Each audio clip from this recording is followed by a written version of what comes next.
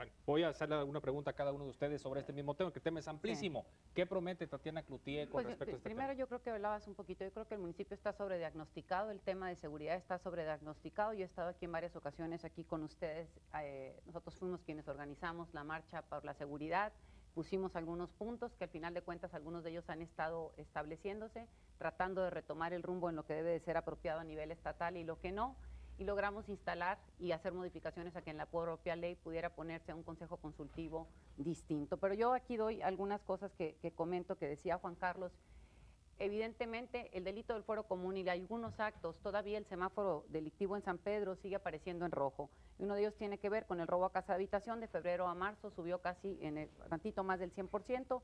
El robo a autos también subió y sigue manteniéndose. El semáforo cambió de verde a rojo. Y me parece que esto es delicado y por eso nosotros estamos proponiendo lo que denominamos el Zoom ciudadano. Es decir, muchas de las cosas que el C4 puede hacer no se pueden complementar y yo creo que en esto coincidimos todos, que más cámaras, toda la parte técnica es clara que ahora es, a partir de este evento, es qué dicen los expertos y mientras tú no pongas en la página de internet el nombre y el apellido de quién es responsable de cada una de las colonias, quién es el responsable de cierto sector, tú no podrás exigir las cuentas porque terminas poniendo todo el problema en una sola persona. Nosotros lo que estamos proponiendo en este Zoom ciudadano es decir, que cada quien sepa quién es el responsable en la cuadra, quién es el responsable en cada manzana con nombre y apellido y puesto en internet para poder saber a quién le pides cuentas de qué y el que no pueda, como dijo Martí, que renuncie. Pero me llama la atención algo que decía aquí Mauricio.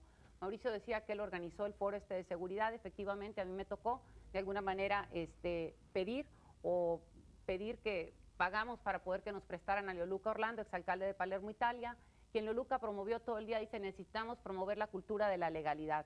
Pero curiosamente, mientras Mauricio hacía este foro, esa noche se casaba la hija o el hijo de uno de los funcionarios públicos que habían corrido por muchas dudas en su trabajo como cabeza de la seguridad pública, y Mauricio nos pide que atendamos a esa gente porque él se va a la boda de ellos. Entonces, parte de lo que propone Leoluca es aléjate del que está puesto y cercano a la parte de corrupción.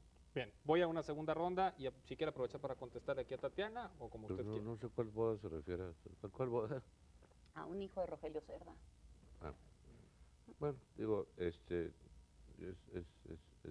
su percepción. Yo lo que diré en este tema es entenderle, por decirte, a dónde están todos nuestros sistemas de inteligencia, ¿no? Porque yo creo que a nivel PGR pues están bastante coludidos y bastante sucios, ¿no? Usted ha hecho referencias respecto a los grupos de la droga, ¿no? Sí, ¿cómo no? En San Pedro Garza García. Sí. A partir de la captura de ese señor Huerta hizo usted declaraciones fuertes, ¿no? Bueno, pues simplemente lo que pues es bastante voz populi, ¿no? Que está más manejado por el grupo de los Beltrán Leiva, un brazo del cartel de Sinaloa, y que el resto de la zona metropolitana está mucho más orientada a los Zetas, que es también un brazo del cartel del Golfo, ¿no? Pero ¿cómo entrarle desde el municipio a estos temas? Bueno, es un poco esto. Primero, obviamente, tienes que irte a una visión de ciudadanizar el concepto, otra vez que puedas denunciar, que verdaderamente tengas confianza en todo esto, en todo el equipamiento. Te digo, pues al final de cuentas en San Pedro sí lo puedes hacer porque es un municipio que está relativamente aislado, tienes muy pocos accesos. Y otra cosa importante que pues, sí es un enfoque que yo traigo muy fuerte es irnos mucho más a la parte militar mexicana. O sea, porque los sistemas de inteligencia de nuestro ejército son para mí muy confiables y de hecho yo he estado en contacto también con parte del ejército en estos temas y siento que sobre esas bases podría ser un militar la nueva cabeza de San Pedro Garza García en el tema de policía, ¿no? ¿Tiene que ver la presencia de estos grupos con el elevado consumo que hay entre jóvenes sanpetrinos de las drogas? ¿O con el nivel de consumo, para no poner calificativo? Mira, el problema de San Pedro, yo te puedo decir mi experiencia de 20 años, que son las cosas horribles y terribles. Yo creo que la peor droga que se consume en San Pedro, sobre todo en los niños, son inhalantes. Y son drogas que están legalizadas y sin control gubernamental. Y esas drogas, desgraciadamente, pues te dejan imbécil, que es prácticamente el término. O sea, los inhalantes te disuelven la masa encefálica del cerebro y el niño queda pues tontito. Entonces, sí es un tema muy complejo, pues, te tienes que meter a las familias, te tienes que meter a muchos temas. Bueno, ¿se puede hacer eso desde los municipios? Sí se Yo puede, creo que sí, por y aquí supuesto. una de las cosas importantes, yo creo que efectivamente en la parte más menos favorecida sí consume la gente eso, pero no nos perdamos, no es un asunto solamente de niños. Hay adolescentes y adultos que consumen y en eso es delicado porque si no, no tendríamos muchos de los problemas que tenemos. Y cuando el adulto consume y cuando los jóvenes están consumiendo, que lo encuentran al final de cuentas en muchos de los antros, a los lugares a donde van de fiestas, también esta droga de la que está hablando Mauricio es una droga legal. ¿A qué me refiero? Con todas estas estupefacientes que ahora puedes comprar legalmente en una farmacia, haces mezclas de otra índole y también son por sí solas autorizados y ya a la hora de mezclar crean otros efectos. Entonces considero que parte de las cosas que se tienen que hacer es poner cierto orden en los antros, poder sacar la lista de cuáles antros están correctamente establecidos, cuáles no, poner ojos en los antros y no solamente en la parte pública, porque en los antros pasan muchísimas cosas, y bueno, hacer que los padres de familia, que la propia sociedad participe en no acudir a los lugares que están mal establecidos.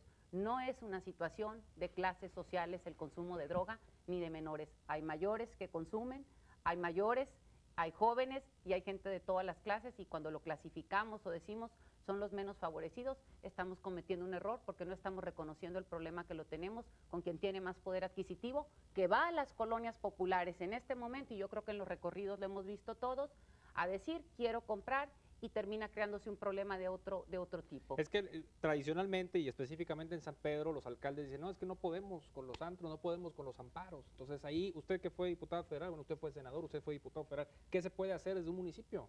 Que se traban ahí con el Tribunal de lo Contencioso Administrativo, que les pone ahí Yo te diría, y creo que es la parte donde la sociedad empieza a participar. Tú publicas los antros que no están legales, le empiezas a pedir a la sociedad que te apoye a no ir para poder quitarles el negocio propiamente, y como dijo inclusive el propio Alejandro Martí, se va a ver qué necesidad de regresar a lo mejor a las fiestas en casas por una temporada para no hacerles que sea negocio, como ya se cerró un antro en San Pedro. Ya se cierra y cuando se cierra logramos hacerlo. Hay líneas muy delgadas que quedan abiertas por la edificación, por muchos otros permisos. Cuando la autoridad no lo hace es porque no tiene la voluntad de hacerlo, independientemente que es cierto esto de los amparos. Para cerrar esta ronda de participación, Juan Carlos. Sí, mira, Goyo, lo que tenemos que hacer es limpiar, obviamente, limpiar el municipio de droga y de la delincuencia, ¿no? Y la participación ciudadana es fundamental.